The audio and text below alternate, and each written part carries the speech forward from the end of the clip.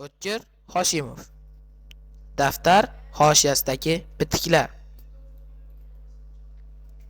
O'tkir Hoshimov O'zbekiston taniqli yozuvchisi bo'lib, u 1941-yil 5-avgust sanasida Toshkent shahrining Do'mbirobod qishlog'ida tavallud topgan. Uning otasi Abdullaxon Hoshimov. U dehqonchilik bilan shug'ullangan. Onasi esa Hakima Hoshimova, mehribon va oqko'ngil ayol.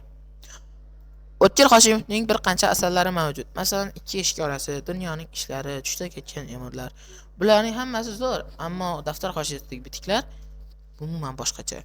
Daftar hoshiyasidagi bitiklar haqida muallif shunday deydi: Aziz o'quvchim, bu kitobni yoza boshlaganimga 50 yil bo'layapti. Bular mening kuzatuvlarim, o'ylarim, bir qadar armonli, bir qadar ihtizoli, bir qadar tabassumli xulosalarim. Aslida ularning har birini alohida asar qilsa ham bo'lardi-yu, mayli. Iltimos, siz ham kitobni shoshilmasdan o'ylab o'qisangiz. Tag'in bir gap. Ba'zi kuzatuvlar ostiga yozilgan sanasi ta'kidlab qo'yilgan. Sababi ular vatanimiz boshiga og'ir kulfat, o'zbek ishi, paxta ishi degan qatag'on yog'ilgan kezlar yozilgan. Bu gaplarni o'sha paytda e'lon qilish mumkin emas edi. Yaratganga shukrki, vatanimiz mustaqillikka erishdi.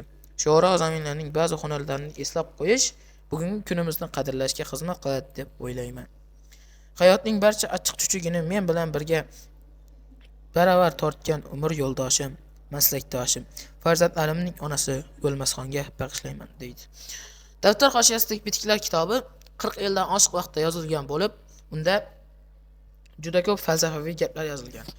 Masalan, 100 ta donishmand aytolmagan haqiqatni bitta telba aytadi.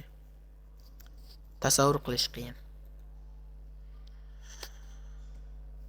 Siz ajratgan vaqtingiz uchun rahmat. Ovoz berdi Abdullayev Oybek.